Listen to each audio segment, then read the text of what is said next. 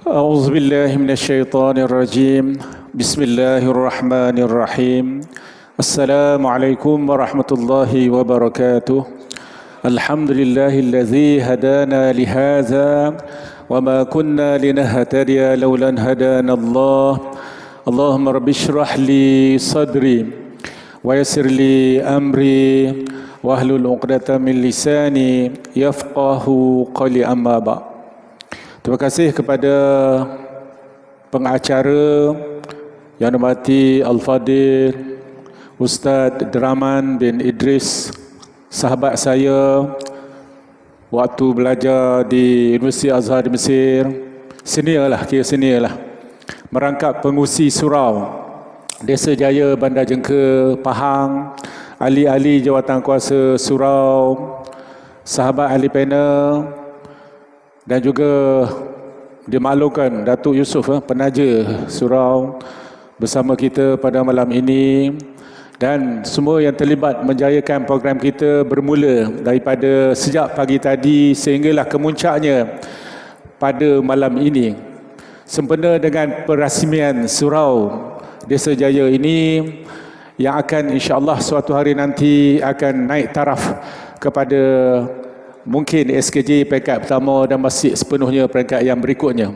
Sama-samalah berdoa kepada Allah agar cita-cita yang murni ini akan dikabulkan oleh Allah Subhanahu Wa Taala, dan jangan kita lupa doa apabila berada dalam bulan Rajab ini, doa yang diamalkan oleh baginda Rasulullah sallallahu alaihi wasallam, Allahumma barik lana fi Rajab wa Sya'ban wa balighna Ramadan.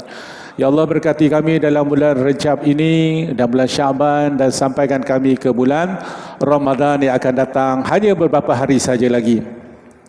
Dan kita sebenarnya tuan-tuan dan sekalian bersyukur kepada Allah Subhanahu Wa Taala berada di tempat yang mulia, berada di tempat yang dirahmati oleh Allah Subhanahu Wa Taala. Seperti mana kata Ustaz Draman tadi, saya memang agak terkejut ya. Tengok nama surau, tapi ini bagi saya bukan surau dah, memanglah pasti kan. Cuma peringkat pertama, proses pertama surau lah dulu. Tapi ini memang binaan masjid dah semuanya. Nampak cantik daripada luar dan kawasannya besar, selesa. Inilah kurniaan Allah kepada kita yang patut kita syukuri tuan-tuan puan-puan sekalian. Dan kita kena ingat pesanan Nabi SAW, satu hadis Nabi. Ya Rasulullah pesan hadis ini suatu hayat baginda 1400 tahun dulu baginda berpesan, iaitulah hadis daripada an Ali bin Abi Talib radhiyallahu anhu qala Rasulullah sallallahu alaihi wasallam yushiku an ya'tiya 'ala an-nasi zamanun la yabqa min al-islami illa ismuh wa la yabqa min al-qur'ani illa rasmuh masajiduhum amirah wahya kharabu minal huda. Nabi SAW bersabda daripada Ali bin Abi Talib radhiyallahu anhu, dia berkata, Nabi SAW bersabda, hampir akan datang satu zaman, kata Nabi, iaitulah tidak kekal daripada Islam melainkan hanya nama saja, dan tidak kekal daripada Al-Quran melainkan tulisan saja, dan masjid-masjid ketika itu besar, amirah, hebat, tetapi kharabu minal huda, sunyi daripada petunjuk. Maksudnya apa? Nabi nak beritahu satu masa akan datang kepada kita yang mana Islam hanya pada nama sahaja, tapi tidak pada amalan kita. Sebab itulah tajuk forum kita pada malam ini, indahnya hidup bersyariat. Sebab Nabi kata akan datang satu masa akhir zaman, manusia nama je Islam, tapi amalan mereka tidak lagi Islam. Bukti dah ada. Bukti dah ada depan mata kita tuan-tuan sekalian, yang berlaku di Turki. Dulu Turki ini adalah Khilafah Uthmaniyah, iaitulah kerajaan Islam yang terkenal. Apabila jatuhnya kerajaan Abbasiyah, kerajaan Umayyah, beralih kepada kerajaan Islam yang kecil, kemudian ada satu kerajaan yang berpusat di Ankara sana, itulah namanya kerajaan Uthmaniyah Turki, yang mana khilafah Islam jatuh pada tahun 1924. Naik pada masa itu Presiden Turki namanya Mustafa Kemal Atatürk. Sebenarnya tuan-tuan, bahasa Turki ni dengan bahasa kita dekat-dekat sama je. Mustafa Kemal Atatürk. Mustafa Kemal terkutuk. Sebab apa saya kata Mustafa Kemal terkutuk? Sebab di zaman dia sekular sangatlah diutamakan tuan-tuan. Sehingga zaman Presiden Turki yang pertama itu, di mana kita tahu iaitulah pengajian Islam disekat. Orang perempuan tidak dibenarkan bertudung. Di dalam bulan Ramadan tidak wajib puasa. Inilah kerja Kemal Mustafa Atatürk. Dan yang paling utama simbol azan, Allahu Akbar, Allahu Akbar. Di Turki zaman Kemal Atatürk tak boleh azan dalam bahasa Arab, hanya boleh azan dalam bahasa Turki saja. Umpama kita kalau di Malaysia, Allah Maha Besar, Allah Maha Besar, tak boleh bahasa Arab tuan-tuan. Haram di Turki zaman Kemal Atatürk. Itu pernah berlaku. Maknanya apa? Islam hanya pada nama. Learning, adanya orang yang pergi melawat Turki, dia tanya peniaga-peniaga Turki, sembahyang ada berapa? Sembahyang waktu ada berapa? Tak boleh nak jawab. Tak boleh nak jawab sembahyang ada berapa waktu. Masih ada lagi golongan-golongan ini yang masih minum arak di tempat yang terbuka tuan-tuan, pusat-pusat hiburan. Maknanya apa artinya? Islam hanya pada nama, bukan pada amalan. Tapi alhamdulillah, apabila bertukarnya Presiden Turki kepada Presiden Tayyip Erdogan, Recep Tayyip Erdogan, ada perubahan ke arah Islam. Ke arah Islam yang mana diadakan semula pengajian-pengajian pondok, diadakan semula, diadakan kelas-kelas agama. Jadi wanita digalakkan bertudung, menutup aurat dan sebagainya. Dan pernah berlaku di zaman dia cuba rampasan kuasa. Sebab kalau ikut di perlembagaan Turki ni tuan-tuan, tentera yang berkuasa, tentera berkuasa. Jadi kalau tentera berkuasa, maknanya Islam ni akan orang kata dipinggirkan. Upacara-upacara resmi mestilah di dalam keadaan tidak ada pembacaan ayat Quran, tak ada. Kita mulakan dengan doa, solat jemaah. Tapi di Turki satu masa mereka dilarang mengajar kelas-kelas pengajian Al-Quran. Sebab Nabi dah kata, tidak kekal di akhir zaman, Islam itu hanya pada nama sahaja. Tuan-tuan sekalian, kadang-kadang Islam hanya pada jabatan agama Islam. Tapi dari segi masyarakat kadang-kadang tak indahkan nasihat daripada jabatan agama tidak dipedulikan, nasihat mufti tidak dipedulikan. Yang terkini mufti nasihatkan supaya konsert-konsert jangan buat dekat-dekat nak Ramadan ni. Mari kita tumpu pada ibadat. Tapi ada artis yang nak menganjurkan konsert dekat-dekat Ramadan. Jadi kata mufti itu dibelakangkan, kata-kata mufti itu dipinggirkan. Tak dengar nasihat mufti. Ni ada pula konsert yang ada buat di Stadium Bukit Jalil. Dalam bulan 2 ni. Saya tak kata jangan tak datang. Ini nak beritahu pada kita dekat-dekat Ramadan ni sepatutnya kita tumpukan pengajian-pengajian agama. Tapi nampaknya rakyat kita digalakkan berkonsert. Kalau konsert Islam tak apa, tapi konsert ke arah apa? Kita tahu artis yang akan dijemput itu adalah artis yang cenderung kepada LGBT. Adik-adik tahulah masuk LGBT tak? Tahu? Buat-buat tahu je lah ya. Ada buat-buat tahu. Maksud yang senang begini. Kalau binatang dia tahu pilih pasangan dia, lembu jantan akan pergi cari lembu betina. Tetapi dia tak akan cari lembu jantan. Dia tak akan mengadakan hubungan sama jenis. Kambing jantan pergi cari kambing betina. Tapi bila sebut LGBT ni, manusia lebih teruk pada binatang, dia cari sama jantan. Hak betina cari sama betina. Itu teruk manusia daripada binatang. Sebab itu Allah sebut dalam Al-Quran, A'udzubillahi minasyaitanirrajim, walaqad zara'na li jahannama katsiran minal jinni wal ins lahum qulubun la yafqahuna biha wa lahum a'yunun la yubsiruna biha wa lahum adhanun la yasma'una biha ulaika kal an'am bal hum adall.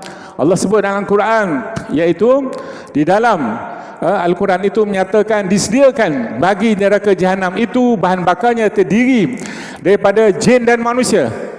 Sebab apa? Kerana mereka itu Allah berikan hati, berikan pemikiran, la yafqahuna biha, tidak gunakan hati pemikiran mereka untuk perkara-perkara kebaikan, tapi guna untuk perkara yang dimurkai oleh Allah. Fikir nak tipu orang, fikir nak merosakkan orang, nak merosakkan negara. Ini cara budaya fikir mereka.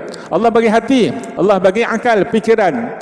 Dan bagi mereka Allah Ta'ala kata ada mata, tetapi mereka tidak melihat kebenaran, tidak melihat kekuasaan Allah Subhanahu Wa Ta'ala, tapi mereka memandang kelemahan-kelemahan orang, cari aib orang, cari kelemahan yang ada pada diri manusia, tak cari aib pada diri masing-masing. Tidak melihat kebesaran Allah SWT. Masjid kita, surau kita tersergam, tapi masih ada lagi yang enggan untuk datang mengimarahkan. Ini satu sudut kerugian. Dan Allah juga sebut bagi mereka telinga, la yasma'una biha, tidak mendengar kebenaran, tidak dengar ceramah, tidak dengar artinya forum contoh, tidak dengar pengajian-pengajian agama, tapi apa yang mereka dengar, konsert-konsert, hiburan-hiburan yang melalaikan, jauh daripada Allah Subhanahu Wa Ta'ala. Ulaika kal an'am. Allah Ta'ala kata mereka ini manusia yang macam ini, ada akal tapi tak memanfaatkan untuk kebaikan, ada mata tak gunakan untuk kebenaran, ada telinga tidak dengarkan nasihat-nasihat, iaitulah tazkirah dan sebagainya. Mereka ini kata Allah seumpama binatang-binatang, balhum adal, bahkan mereka lebih sesat daripada binatang-binatang. Binatang tu kadang-kadang dia reti bahasa tuan-tuan, tapi manusia kadang-kadang tak reti bahasa. Itu di antara beza kita dengan binatang. Allah gambarkan manusia, kedudukan mereka lebih hina daripada binatang apabila tidak mematuhi syariat Allah. Sebab tajuk kita pada malam ini, indahnya hidup bersyariat. Kita mula hidup kita dengan doa. Doa bangun tidur, mula bangun tidur, alhamdulillazi ahyana ba'dama amatana wa ilaihin nusyur. Segala puji bagi Allah yang menghidupkan kami setelah kami dimatikan, dan kepada Allah kami akan dikembalikan. Doa, bangun tidur dengan doa. Kemudian kita nak masuk bilik air pun dengan kaki kiri, keluar kaki kanan, semuanya ada doa belaka tuan-tuan puan-puan sekalian. Aktiviti kita bermula dengan doa. Nak makan ada doa, nak apa saja ada doa yang khusus. Nak masuk masjid ada doa, nak keluar masjid ada doa, semuanya ada doa. Jumpa orang bagi salam, doa lah tu. Semuanya hidup kita adalah berpandukan, berpasikan doa kepada Allah Subhanahu Wa Ta'ala. Dan akhir sekali nanti malam sebelum tidur kita baca ayat Quran ke, Fatihah ke, selawat ke, istighfar ke, baca 4 kul ke, ada doa dia. Doa nak masuk tidur. Kemudian dah tidur malam, suami isteri pun ada doa. Nak berkelahi malam ada doa tuan-tuan. Bukan gomol begitu saja, ada doa khas pula tu. Jadi ini antara keindahan syariat Islam yang dah digaris pandukan oleh baginda Rasulullah sallallahu alaihi wasallam. Cuma kita orang kata buat tak buat saja. Buat dengan tak buat saja. Serba-serbi ada. Doa dalam Rajab ada, bulan Syaban ada, Ramadan ada, lengkap dengan doa-doa yang khusus. Terpulang pada kita nak beramal ke tidak beramal tuan-tuan sekalian. Jadi indahnya Islam ni semua dimulakan dengan perkara-perkara yang baik. Sehingga Allah Ta'ala sebut dalam surah Al-Maidah, a'udzubillahi minasyaitonirrajim, al-yawma akmaltu lakum dinakum wa atmamtu alaikum ni'mati wa raditu lakum al-islam madina. Pada hari ini kata Allah, aku sempurnakan bagimu nikmatku dan aku redha Islam sebagai agama. Iaitulah besarnya kita ni tuan-tuan, Allah pilih menjadi muslim mukmin. Yang lahirnya kita ni beriman kepada Allah Subhanahu Wa Ta'ala melalui ibu bapa kita. Yang sebut dalam hadis Nabi tadi, akhir zaman tidak kekal melainkan nama. Dan juga Rasulullah beritahu juga, Quran itu tidak kekal melainkan hanya pada tulisan saja. Akhir zaman manusia satu masa tuan-tuan buta huruf. Yang saya sebutkan tadi, orang di Turki, orang Islam, bukan semua boleh baca Quran, ada yang tak boleh baca Quran tuan-tuan sekalian. Yang kita nak sebutnya tuan-tuan, dulu di negara kita satu orang menteri pelajaran, saya tak nak sebut nama dia sebab dia dah meninggal dunia. Di zaman dia telah pun orang kata tulisan Jawi, dihapuskan tulisan Jawi. Dah tak ada dah zaman tersebut tuan-tuan. Akhirnya memberi kesan pada dinasti yang baru. Tulisan Jawi ni dia ada kaitan dengan Al-Quran. Kalau kita boleh menguasai Jawi, mudah baca Quran. Tapi ada generasi hari ini yang tak boleh nak baca Jawi, tak boleh nak menulis Jawi.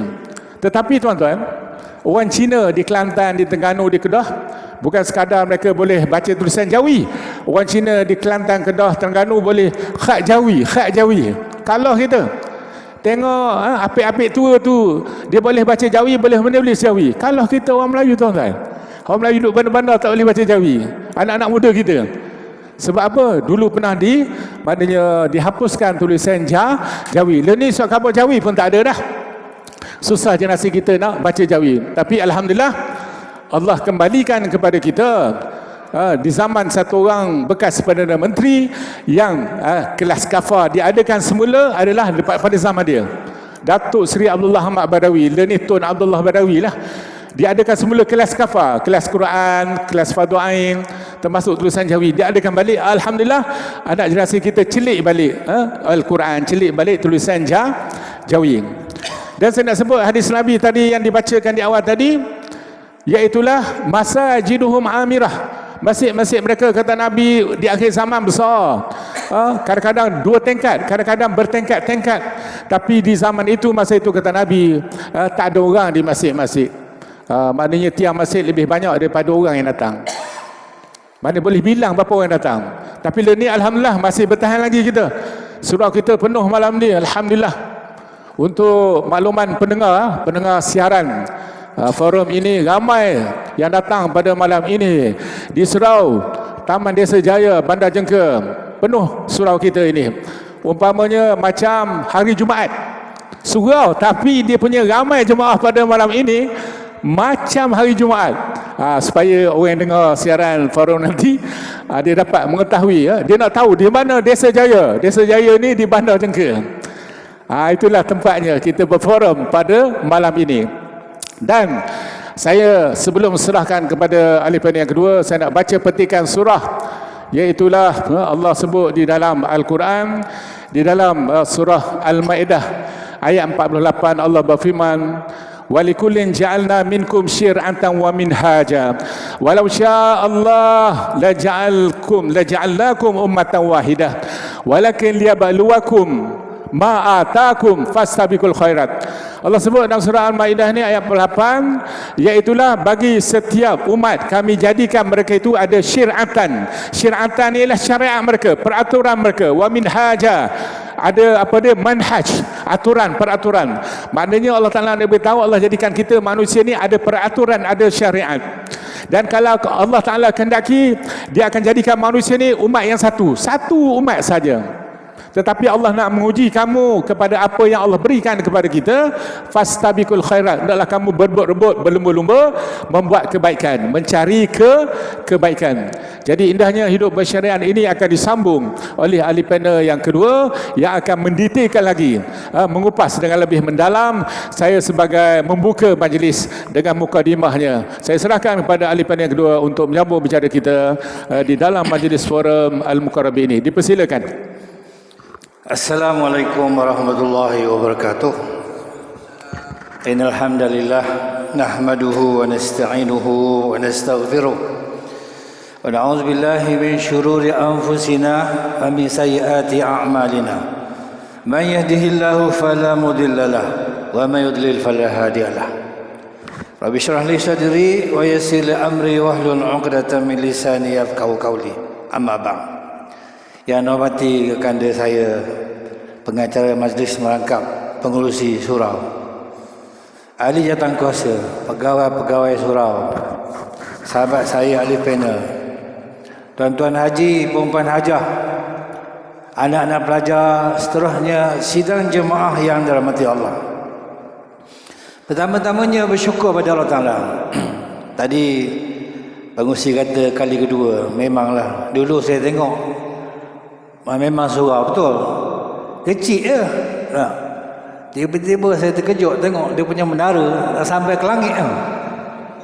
Palih kata orang Pahang lah. Itu maknanya lambang syiar Islam ni ialah masjid. Bukan setakat lambang saja, mesti kena ramai datang. Nabi kita Muhammad sallallahu alaihi wasallam berbangga dengan umat dia yang mengimarahkan masjid. Di dalam hadis kursi disebut dengan jelas, inna buyuti fil ardi masajid. Rumah-rumah aku, kata Allah, di dunia ini masjid. Siapa yang datang? Tetamu Allah. Bayangkan tetamu Allah diberikan kepada kita kesihatan, kebahagiaan. Kita duduk masjid lain. Apa tak lagi lepas duduk masjid, dekat sana ada tempat makan pula. Itu tempat yang menambahkan lagi kita seronok. Ada masjid ada konten tiap-tiap malam ada jamaah makan. Sampai di rumah tak payah masak dia. Malam je pergi masjid. Ada pula orang beritahu malam-malam ni tak ada makan banyak sangat. Selamat balik lah. Mi sepinggan, nasi sepinggan. Ini maknanya keseronokan. Apatah lagi di negara kita ni, kalau di Palestin, di Gaza sana habis meletup masjid hancur. Dah jahatnya Yahudi ni.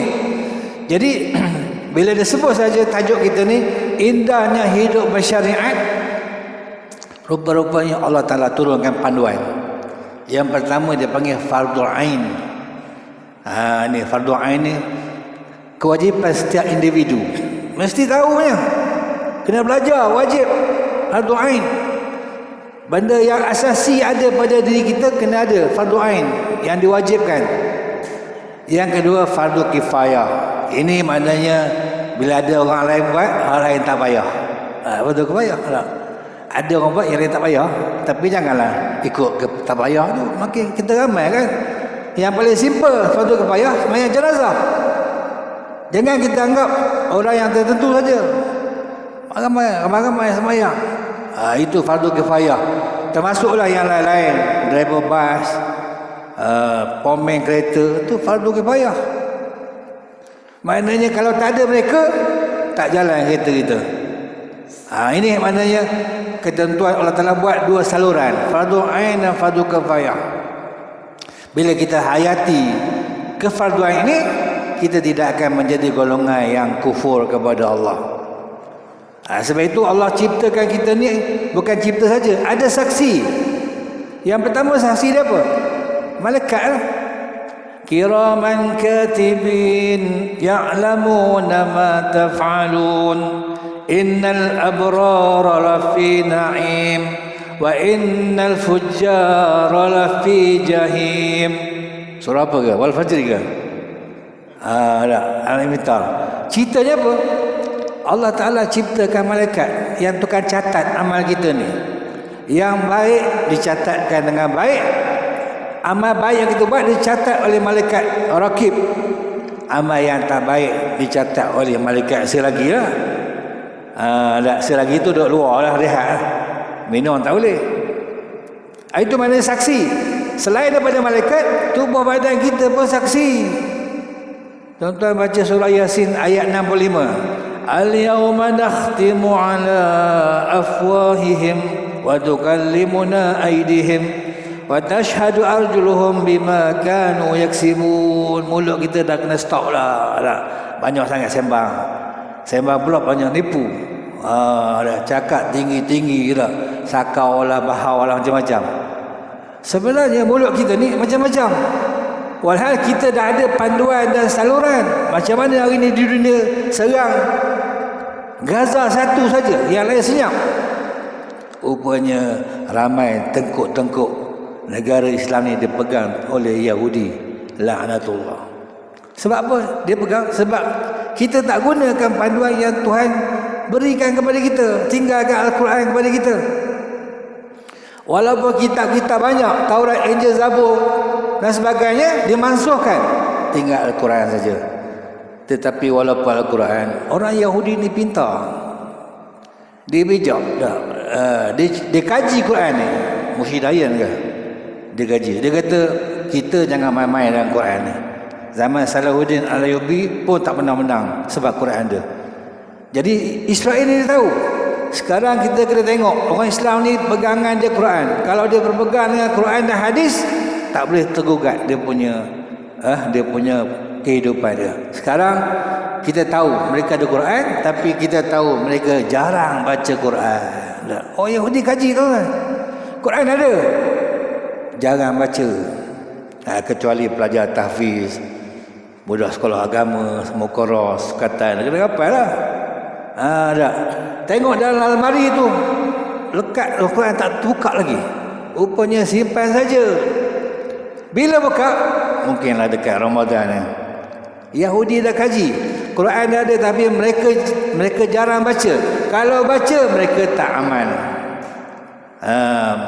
Kalau mereka baca, mereka tak kaji dalam tu. Kita mengaji saja, tak kaji. Rupanya dalam Quran ni segala-galanya.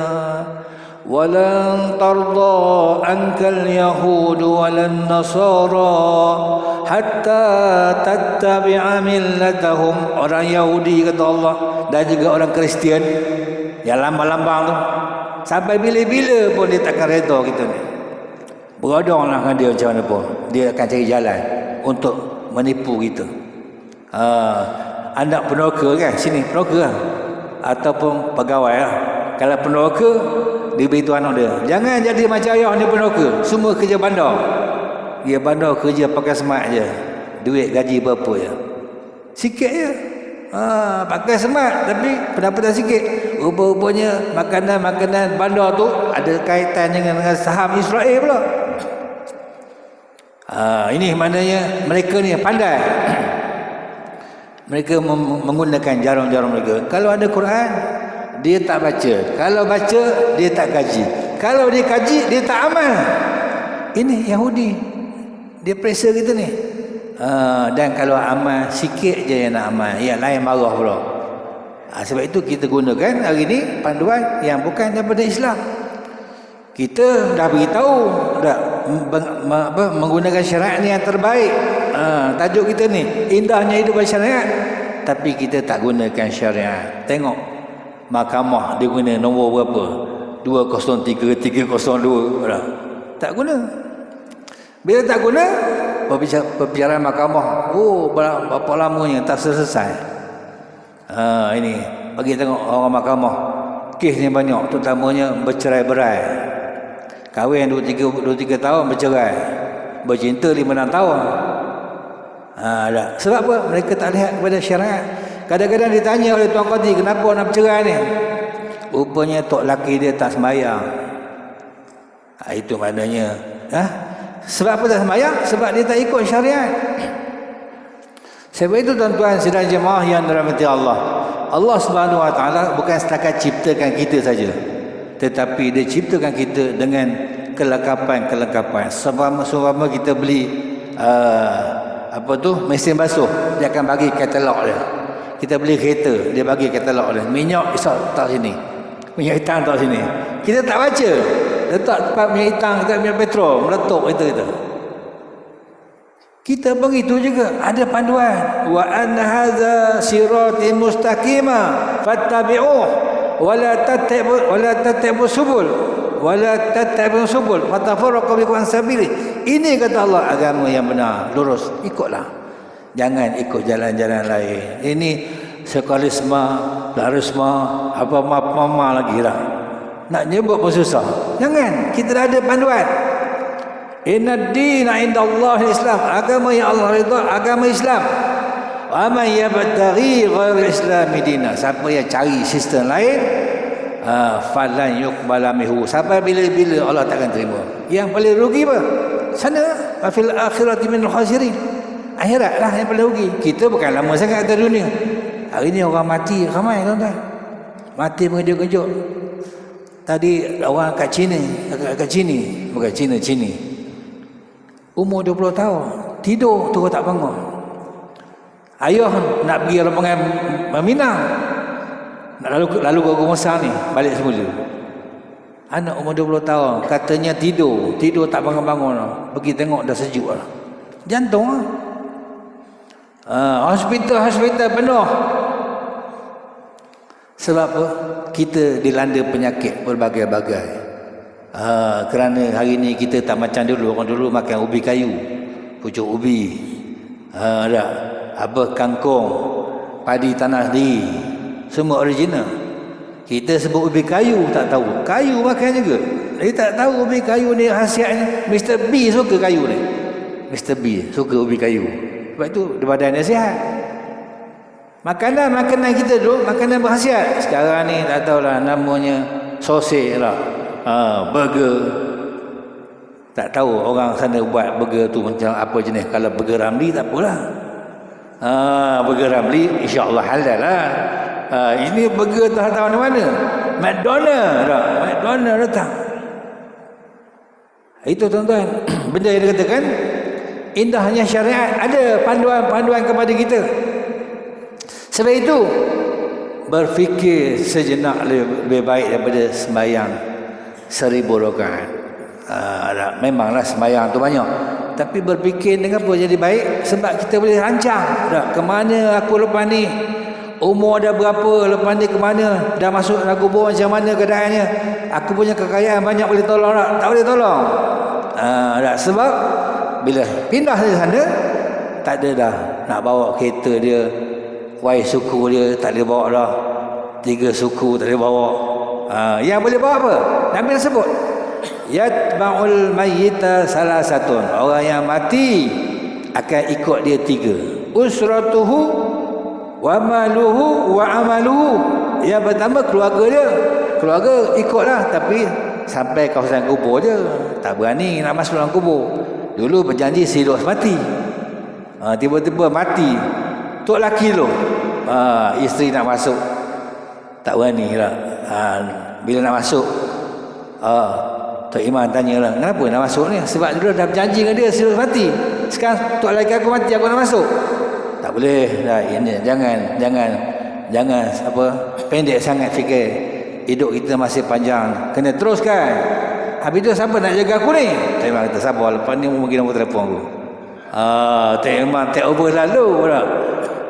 Itu maknanya nak ceritakan, bila kita mati, keluarga kita balik, walaupun keluarga kita berjenama lah, orang kayangan, balik. Yang kedua, malu, harta dia.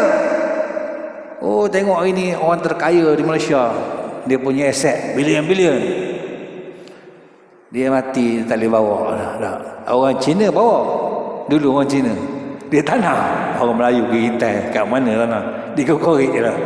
Dapat juga dia dah.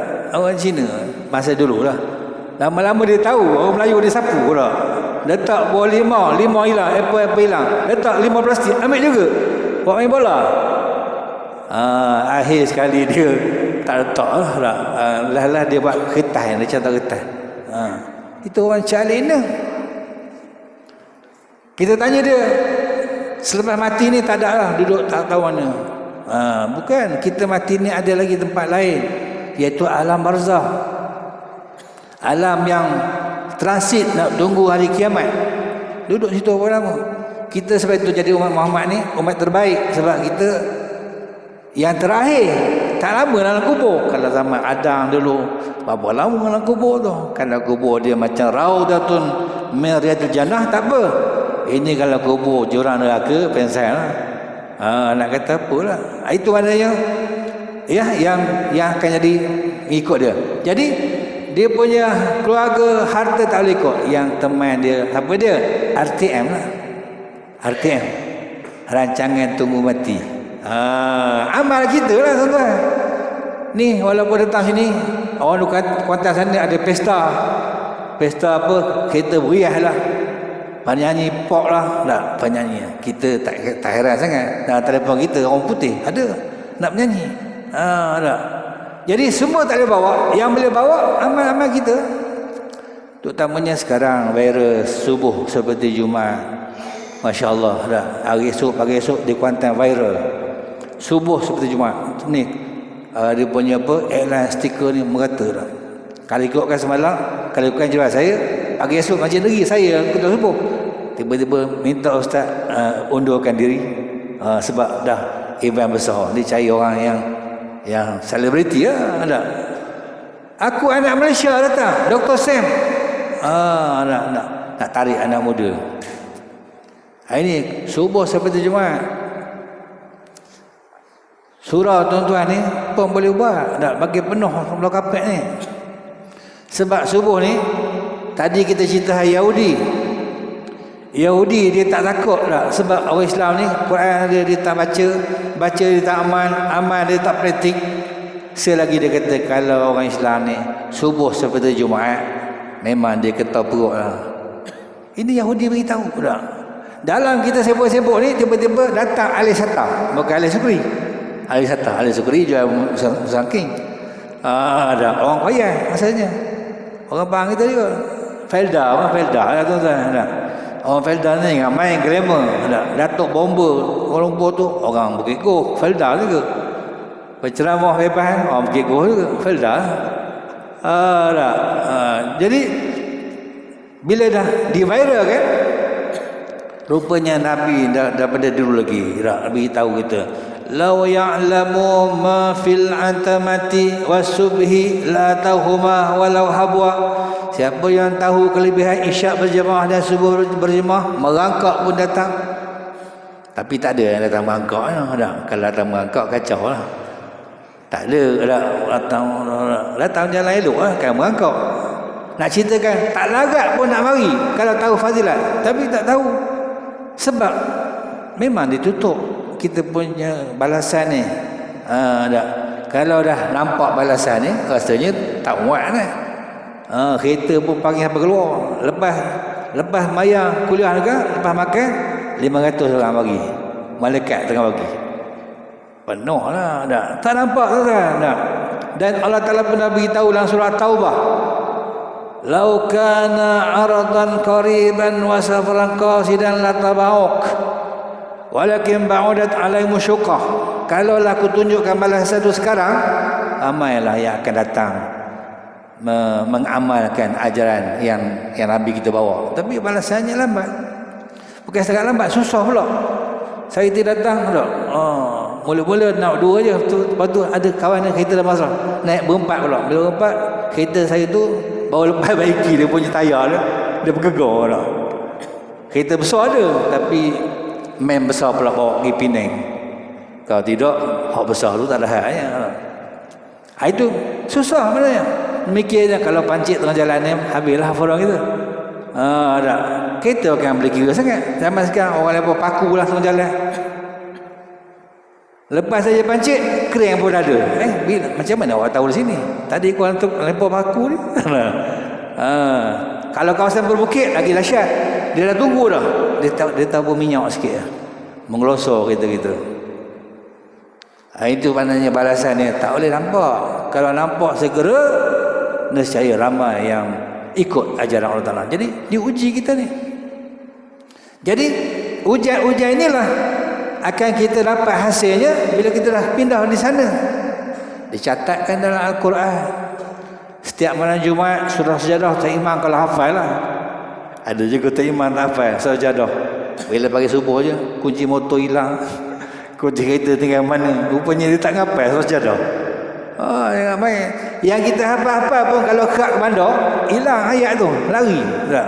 Baik bandar malam saja nampak orang ni, orang sana nampak tak. Kena pula orang jengka pula nampak tak, tengah jual pisang. Hilanglah ayat tu. Ada sebut walau tara izil mujrimuna nakisu ru'usihim 'inda rabbihim. Nanti hari kiamat kata Allah, bila kamu dah berhadapan dengan balasan Allah, masa itulah Rabbana absarna, ya Allah kami dah nampak sekarang ya Allah, wasamina kami dah dengar, farji'na na'mal solat, tolonglah balik semula kami ke dunia ni, nak amal sungguh-sungguh ni. Datang tu berlari masjid, tapi dah tak ada dah. Allah beritahu masa sekarang, tapi kita leka dengan sekarang ni, dengan keadaan persekitaran kita. Di Kuantan lagi dahsyat, dah jalan jam. Dah Bandaraya satu je flyover dekat stadium. Patut kalau Bandaraya 10 lah flyover. Daripada Gambang tu Teluk Pedak, Susuk, Kuala Lumpur, Susuk, Nama Kota. Ini sampai Bandaraya jam. Ini maknanya benda-benda yang dikatakan kehidupan kita penuh dengan berbagai-bagai cabaran. Walaupun demikian, bila kita ikut saja syariat yang Allah perintahkan, akan jadi tenang. Apatah lagi kita naik kenderaan baca doa, makan baca doa. Jadi benda itu masuk dalam badan kita dengan penuh keimanan kita. Jadi berfikir ni berapa minit berfikir. 5 perkara tersebut. Pertama, memikirkan ayat-ayat Allah. Tengok Al-Quran, tak payah ayat besar-besar lah. Wal asri pun lah kita dah lemah dah. Wal asri, Allah berpesan dengan masa. Innal insana lafi khus, sesungguhnya semua manusia rugi. Allah beritahu kita ni semua rugi dah. Kecuali siapa? Illal ladzina amanu. Yang pertama orang beriman, tak cukup lagi. Wa amilus solihat, kena amal baik, tak cukup lagi. Wa tawasabil haq, wa tawasabis sabr, kena pesan dengan sabar. Duk lama ni kena sabar lah. Berujur je nyanduk ke dinding, sabar. Dan wa tawasabil haq, wa tawasabil haq, wa tawasabis sabr, mesti ada kebenaran, nasihat, dan mesti nasihat kesabaran. Itu masa. Apa tak lagi hari kiamat? Al-Qari'ah, mal-Qari'ah, wa ma'adraka mal-Qari'ah, yauma yakunun nasu kal farashil mabsur. Kita ni macam kapas ditiup anginnya. Ramai. Itu maknanya disuruh kita memikirkan ayat-ayat Allah. Banyak tuan-tuan. Ada 30 juzuk, 114 surah, 6,666 ayat, 124,000, tak ingat dalam Quran tu. Berbagai-bagai. Yang kedua, memikirkan nikmat Allah. Fikir nikmat Allah. Banyak.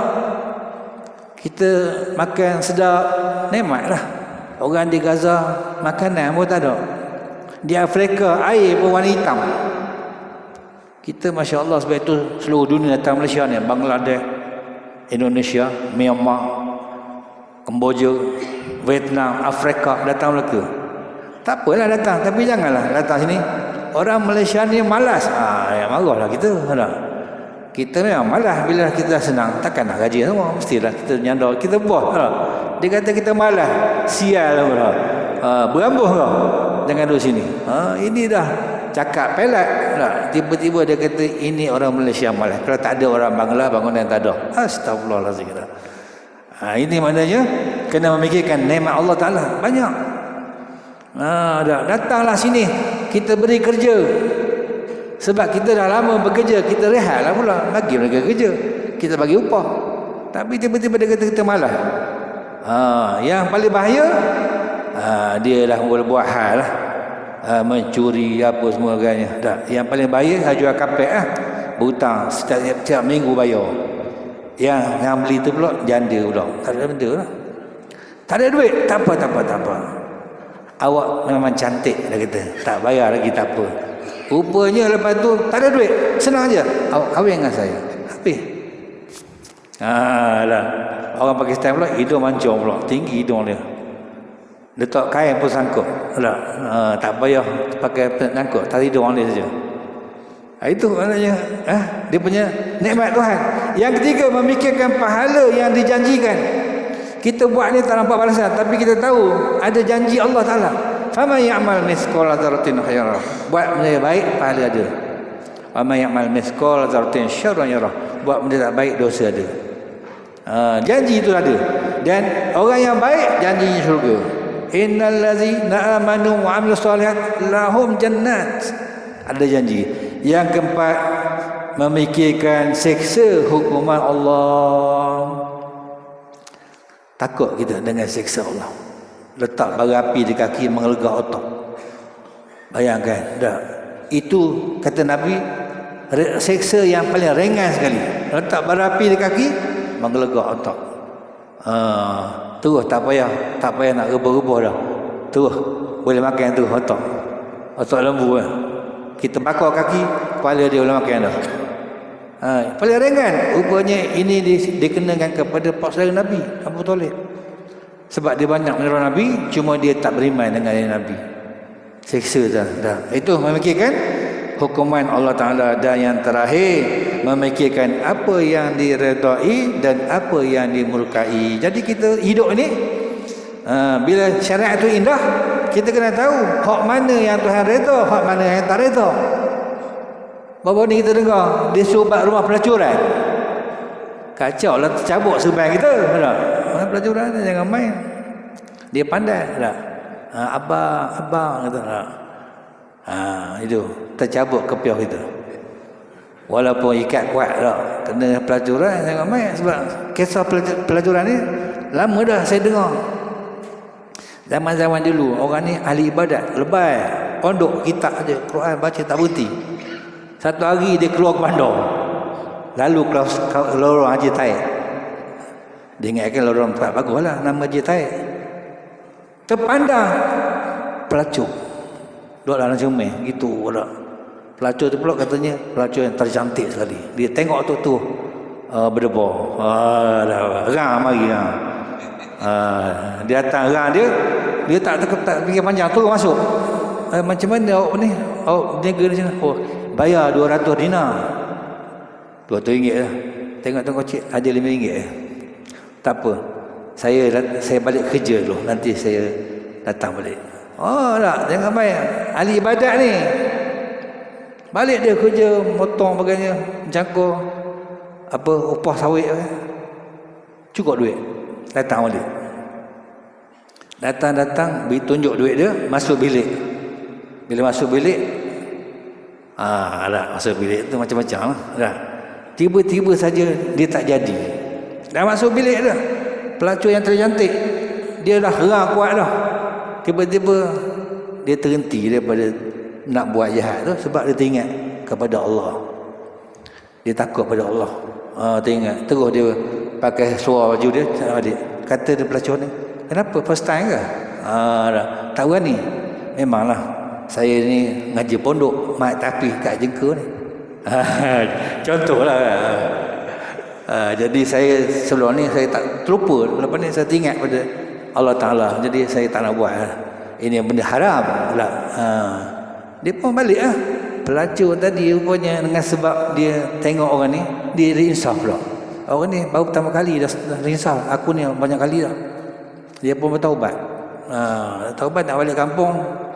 Keluarga dah buang dah. Dia cari anak muda tadi. Tengok dia sejaya. Lorong 15. Dia cari lah. Jumpa lah. Cari-cari jumpa ketua pintu. Assalamualaikum. Ni nama pemuda tu. Nama Abdullah ke apa tu? Nama Zainal. Tanya. Dia duduk kat dapur. Keluar. Siapa ni? Tak kenal. Dia dah pakai tudung lah. Rupanya pelacur yang cantik tadi dah pakai tudung. Dia tengok dia, terkejut dia. Awak ke tadi? Terkejut. Pensan dia. Mati. Pensan terkejut dah mati. Macam serangan jantung juga lah.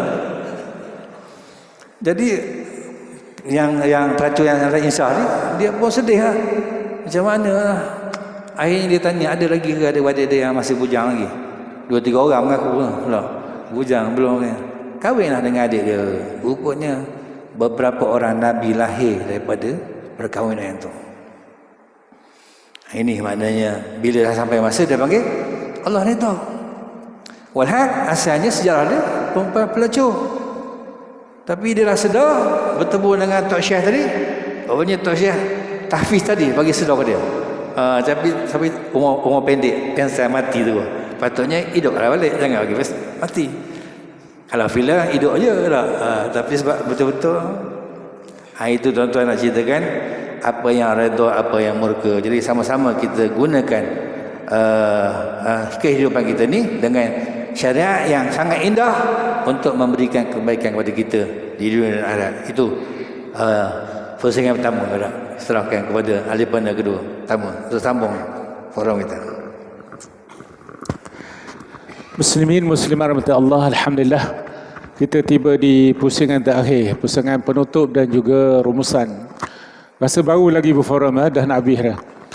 Jadi tuan-tuan yang rahmati Allah, kita kena ingat dalam hidup kita ni ada 3 panggilan utama. Ada 3 panggilan utama.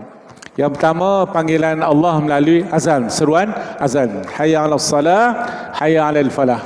Mengajak kita artinya sembahyang dan menuju kejayaan. Allah Ta'ala nak beritahu dengan sebab kita sembahyanglah ada kejayaan yang sebenarnya. Adapun kejayaan orang yang bukan Islam jadi kaya itu hanya di dunia. Tetapi kita orang Islam ni nak yang paling utama kejayaan di hari akhirat, matlamat kehidupan kita.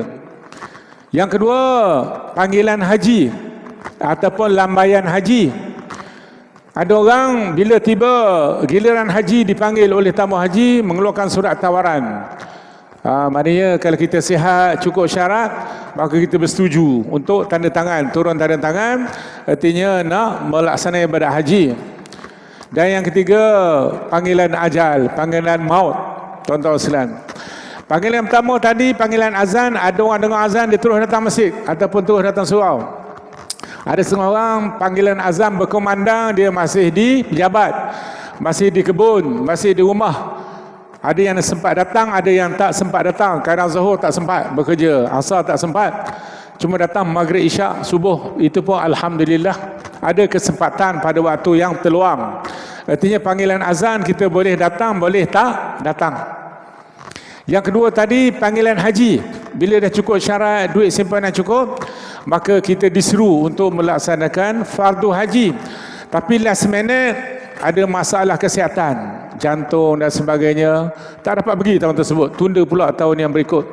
Ataupun ada masalah-masalah keluarga dan sebagainya pun dapat ditunda. Artinya panggilan haji itu ditunda pada tahun tersebut. Selepas kita puasa nanti masuk pula bulan Syawal, masuk bulan haji Zulqa'dah, Zulhijjah. Artinya dua panggilan tadi boleh ditunda.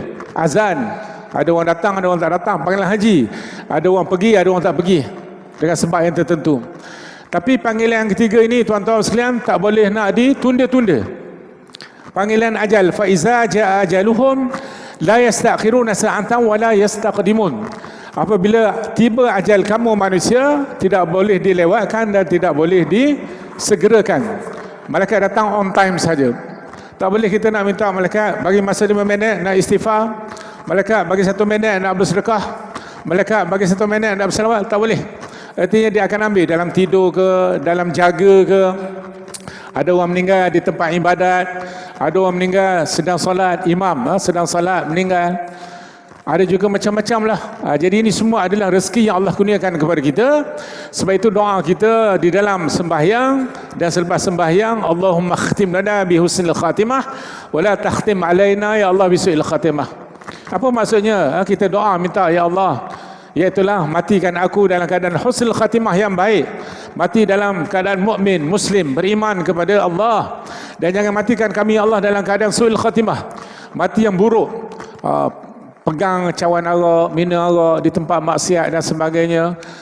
Itu semua kita mohon dihindari daripada berlaku kematian kepada kita dalam keadaan yang seumpama itu. Ini semua adalah ketentuan Allah. Kullu nafsin za'iqatul maut. Saya yang menjawab pasti akan mati, tuan-tuan sekalian. Ada satu orang muda, tuan-tuan sekalian, dia dikejar oleh yang pertama 2 ekor binatang yang hebat ataupun yang ganas kejar dia. Pertama singa.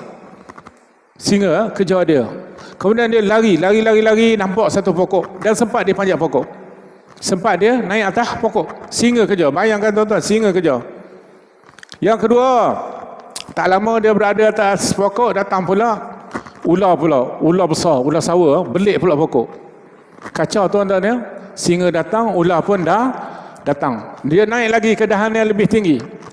Sedang dia dalam keadaan ketakutan, berpeluh-peluh takut dengan singanya, ular di bawah. Datang pula lah 2 ekor tikus, tak tahu daripada mana datang.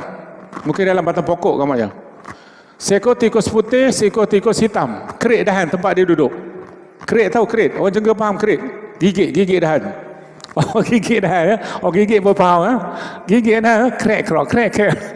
Kemudian tak lama gigit dia dalam keadaan dia berdebar-debar. Dalam keadaan dahaga ya. Daripada pagi kena kejar, kemudian duduk atas pokok beberapa jam. Sampai tengah hari tuan-tuan, singa tak berganjak. Ular pun tak berganjak. Tunggu kat situ. Kemudian dia dalam keadaan letih, tekak, kering, air mineral tak ada, apa semua tak ada. Lalu dia terdongak di atas, dia terpandang ada sarang lebah. Yang mana sarang lebah tu dah ranum, masak ranum.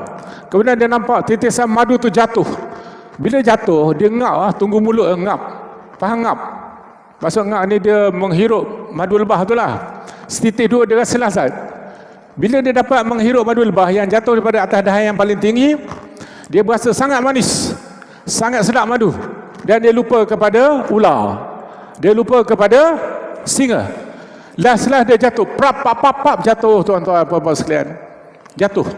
Adik-adik, orang dewasa tolong jangan jawab, imam jangan jawab. Nak tanya adik-adik kita ni, agak-agak adik jatuh dalam perut singa ke perut ular? Ini teka-teki sambil-sambil. Adik-adik rasa jatuh dalam mulut ular ke mulut singa? Singa ke ular, adik-adik? Dengar kakak jawab singa ya. Kakak belakang, kakak tolong jawab. Terima kasih ya. Sebenarnya tuan, Bila dia pejam mata dan dia buka mata dia raba. Alhamdulillah masih ada kepala. Raba kaki, alhamdulillah masih ada kaki. Rupanya dia jatuh di bawah katil. Bermimpi rupanya. Jangan serius sangat tuan-tuan ya. Berkut-kut dahi ya. Ada yang kata jatuh dalam mulut singa ular. Tidak tuan-tuan. Rupanya dia ni hanya berpeluh-peluh ni, jus peluh ni, basah baju tuan-tuan. Lalu dia tak senang duduk. Budak muda ni walaupun dia dalam keadaan orang muda ya, tetapi dia insaf. Dia pergi cari satu orang alim, pergi cari seorang tok guru.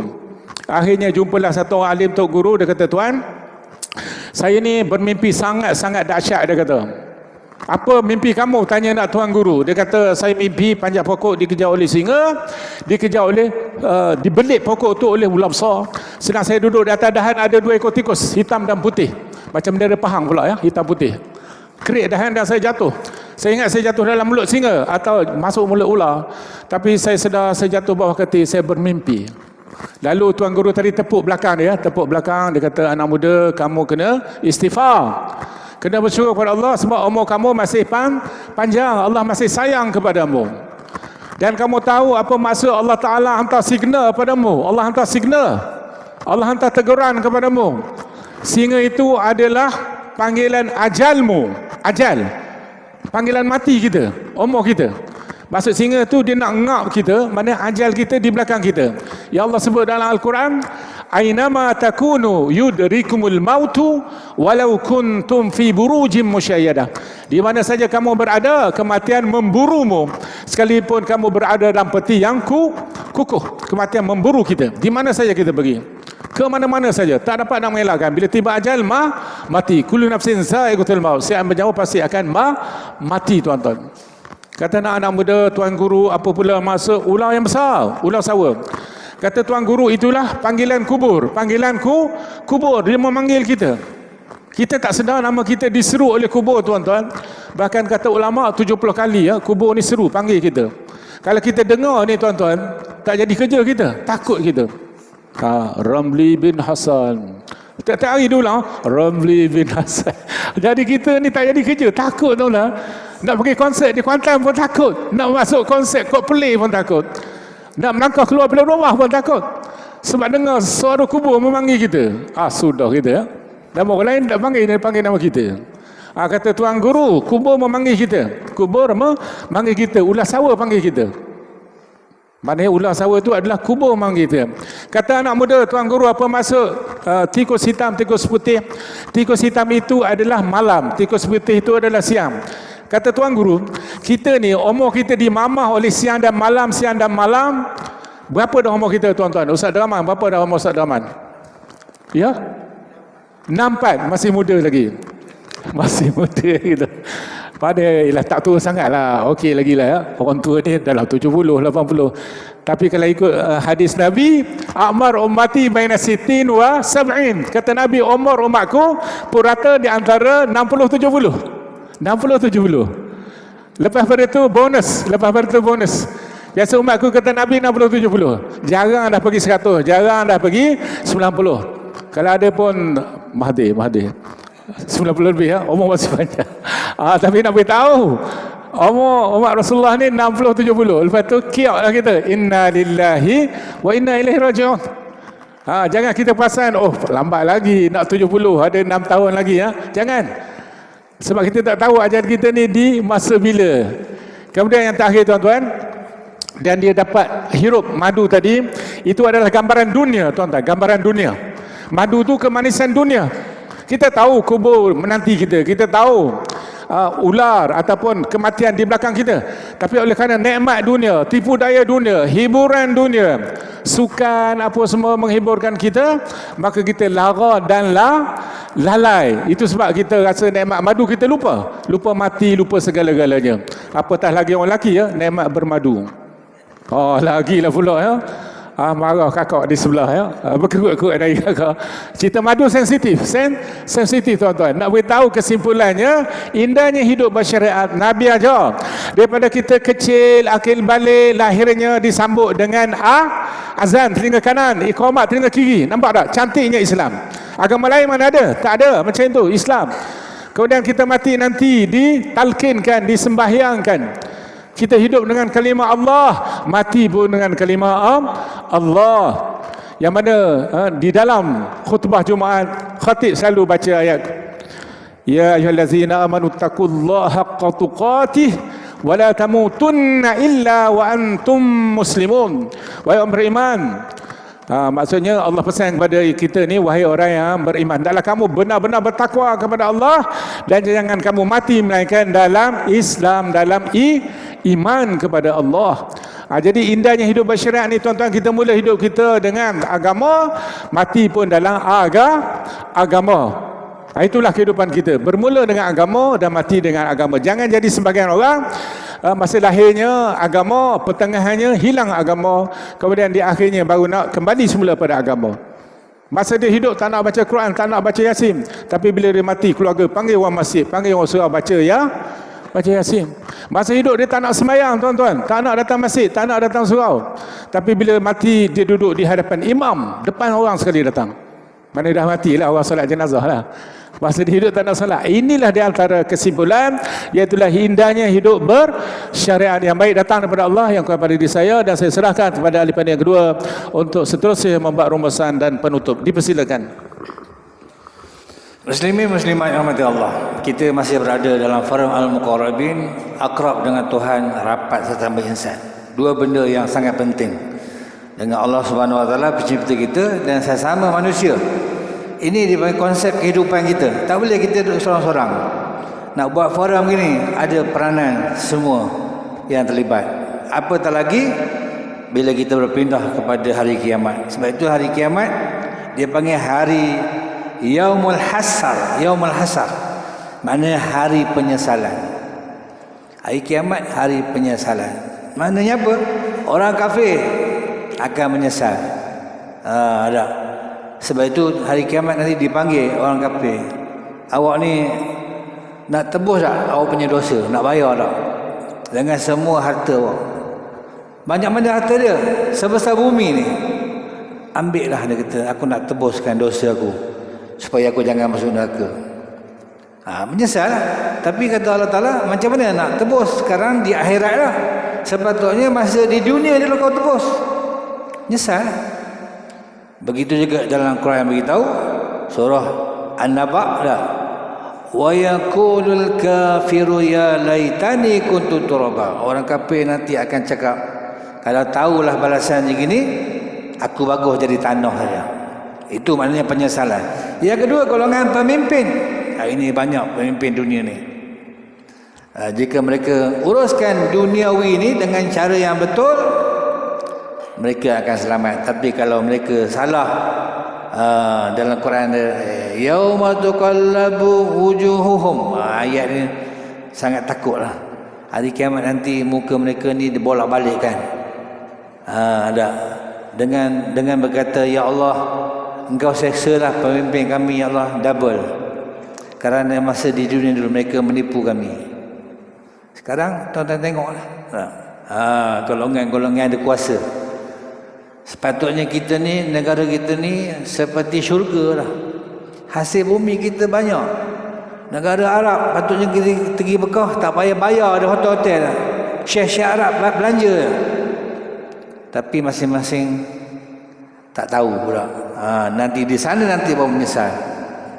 Itu maknanya golongan pemimpin. Golongan ulama pun menyesal kerana dia tidak jelaskan dengan sebenar-benarnya. Ada ulama yang cakap sembunyi-sembunyi, tak direct, nak jaga dia punya title dia. Ada. Akhirnya mereka akan menyesal. Golongan berniaga, dia berniaga buat contoh, buat rumah, dia tipu kita. Minggu depan dia kata nak pakai duit sikit, banyak sikit, 5,000, kita bagi, hilang tu, tak repair tak. Itu maknanya di sana nanti dia akan menyesal. Golongan apa lagi? Golongan hakim pun dia akan menyesal sebab dia tak dapat hukum dengan sebenar. Ramai hari ni orang hukuman dia kadang-kadang yang salah betul-betul salah, tak salah, yang tak salah pula dah. Hakim juga akan jadi akan jadi pemisal. Golongan muhami, lawyer buruk. Kalau dia lawyer buruk lah. Kalau lawyer betul okey lah. Tak ada dah lawyer nanti. Dia akan menyesal sebab dia tidak bela orang yang sepatutnya. Kita nak jual rumah, jual tanah pakai lawyer. Lama, rupanya duit tu dipusing dulu. Kita pun tunggu mana tak dapat. Belum proses, dalam proses. Rupanya dah setahun dah proses. Rupanya dia proses dalam duit dia. Itu maknanya menyesal. Golongan polis menyesal juga. Asyik tahan kita je. Mana lesen, mana rotek. Dia menyesal sebab sepatutnya dia menjaga keamanan jalan raya. Tempat jam patutnya jaga. Ni tak jaga tempat jam, nak roblox kita je. Kejap tanya rotek kita, kejap tanya lesen kita. Bila orang Myanmar lalu tak tanya pula lesen Myanmar dengan Bangla. Mereka pakai dia tanya. Yang paling takut mereka pula terlibat dengan jenayah. Sudahlah. Ingatkan harap ke dia, rupanya tak boleh harap. Itu maknanya akan menyesal. Ibu bapa akan menyesal juga. Anak-anak mereka tak dididik dengan baik. Takut tuan-tuan. Anak-anak menyesal juga sebab mereka tidak menunaikan amanah yang dipertanggungjawabkan. Suami gitu juga menyesal sebab dia tak tunaikan tanggungjawab dia. Tak dapat menambah pasangan. Tak dapat menambah pasangan. Padahal ramai dalam FB tu semua mencari pasangan. Dia kata dia masih muda, badan kental, duit gaji besar, rumah besar, tapi pasangan tak ada. Siapa yang berani tekanlah WhatsApp ni. Tak berani dia. Kalau dengan suami lah. Kedai kopi dia lah ceritanya. Gitu je. Tajuk khutbah Jumaat poligami. Tengah sembahyang gitu dah. Allahu Akbar. 4 tu je. Tapi balik ke rumah senyap. Sebab suami saja tahu, isteri tak tahu. Itu maknanya menyesal. Isteri pun menyesal. Sebab dia tidak tunaikan tanggungjawab dengan baik. Sebab peranan isteri sebenarnya ialah melayan suami. Bila sampai hari Khamis, isteri tak tahu hari Khamis. Kita orang lelaki tahu hari Khamis. Hari ini hari Khamis, jangan ke mana-mana. Isteri tak tahu. Dia sibuk dengan cucu bagainya. Kita lah tongkat ali lah, sok kambing. Rupanya dia tak tahu lah. Isteri pun akan menyesal. Sepatutnya isteri dah standby. Dia tengok hari apa. Penyesalan pada hari kiamat. Jadi sebelum berlaku penyesalan, atas dunia lah kita sama-sama perbaiki kita. Saya pun ingat diri saya juga. Indahnya syariat ni. Dan perkara yang paling besar dalam hidup kita ni selalu kita dengar ialah sedekah. Sedekah dah. Kalaulah kita ni dibangkitkan semula pada kiamat ataupun orang mati dibangkitkan semula, ditanya kepada dia benda yang paling utama.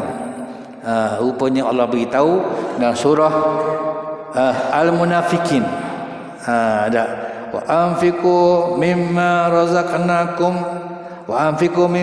razaqnakum ya, ayat tu. Min qabli an ya'tiya ahadakumul maut fayaqulu rabbi laula akhartani ila ajalin qarib fa asaddaqa. Kalaulah dibangkitkan manusia, tanya dia orang nak buat amal apa? Dia kata, bangkitlah aku sekejap, aku nak bersedekah. Kenapa tak sebut sembahyang, puasa, zakat, haji? Rupanya besarnya pahala sedekah ni. Sebab kita sedekah ni dia tidak habis.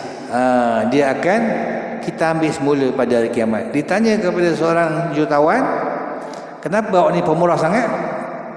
Bagi sana bagi sini. Dia kata bukan sebab tu. Saya kirim dengan orang-orang ni supaya dapat saya ambil semula di akhirat nanti. Orang yang derma masjid, derma surau, walaupun duit habis, tapi dia akan ambil balik di akhirat nanti. Itu maknanya amalan-amalan sedekah yang kalau kita yakin memang ianya menjadi kenyataan. Berlaku kepada Sayyidina Ali karamallahu wajhah. Sebab itu Ali ni, nama Ali ni orang kuat, Muhammad Ali. Cerita Piramli itu ayah Salimah Ali juga. Ketika Piramli nak kutip dia sewa kan. Tuan rumah ni baik daripada nak kutip sewa, nak repair rumah. Kan? Pak betul. Ayah Salimah tu nama Pak Ali, bijak dia. Nah. Salimah tu kata baik sungguh nak tuan rumah ni, daripada nak kutip sewa nak repair rumah. Tapi Ali tadi bijak, memang baik lah, tapi ada makna kan. Tu nama Ali tu, nak ceritakan Ali. Sebab itu orang nama Ali sampai sekarang semua tertera. Jadi Ali ni ketika dia berada di masjid, jumpa orang minta derma. Dia kata, awak datang mana? Tadi singgah dah rumah awak, ambil dah derma. Fatimah dah bagi separuh. Duit contoh ada 200 dirham, dia bagi 100. Kata Ali, jom balik semula ke rumahku, ambil semua sekali. Itu cerita sedekah. Bila ambil semua sekali, Fatimah ni nasib baik dia anak Nabi kita Muhammad sallallahu alaihi wasallam. Kalau anak orang lain, anak mamtu kita, tak tahulah. Kalau bagi semua baik, dengan rumah-rumah sekali bagi orang. Lepas ni kita makan pasir ya. Tapi oleh kerana isterinya pun hebat juga. Ali pasangan Fatimah tak? Tongkat Ali dan kacik Fatimah kan? Dia memang dia regu dia. Jangan tongkat Ali saja, kacik tak ada. Jadi Ali Fatimah pun handal juga. Dia senyap je. Kuatnya iman mereka berdua ni. Jadi bila dah bagi tu, petang sikit Ali berjalan lah nak pergi masjid. Tiba-tiba saja ada orang nak jual dia punya binatang dia. Ada kata unta, ada kata lembu. Ali kata, aku nak beli macam mana? Sekeping apa duit tu? Tak ada masalah. You ambil tu. Nanti you ada duit, you bayar. Berapa nak bagi? 400 lah. Okey. Dia pun tarik sampai ke Desa Jaya. Desa Jaya. Jumpa pula seorang lagi. Kau tengok lembu tu elok pun nak beli. Berapa? 800 ambil. Nak cerita kan? Hari esoknya Ali pergi ke masjid, jumpa dengan pak mentua dia, Nabi kita Muhammad sallallahu alaihi wasallam. Nabi tanya dia, ya anak menantu aku. Kalau baik anak menantu, tak baik anak hantu. Anak menantu aku, semalam awak bisnes apa? Tak ada bisnesnya, orang ni jual ni beli. Awak tahu tak siapa yang menjual lembu tu? Tak tahu, nampak macam orang Bandar Pusat. Yang beli macam Desa Jaya. Lawan 15 tadi. Lawan 15. Kata Nabi, sebenarnya bukan orang jengka, orang desa. Malaikat Jibril tadi menyamar macam manusia, jual kepada engkau lembu. Yang beli tadi malaikat Mikail. Kesan daripada engkau sedekah semua tadi. Tiba-tiba je datang digantikan.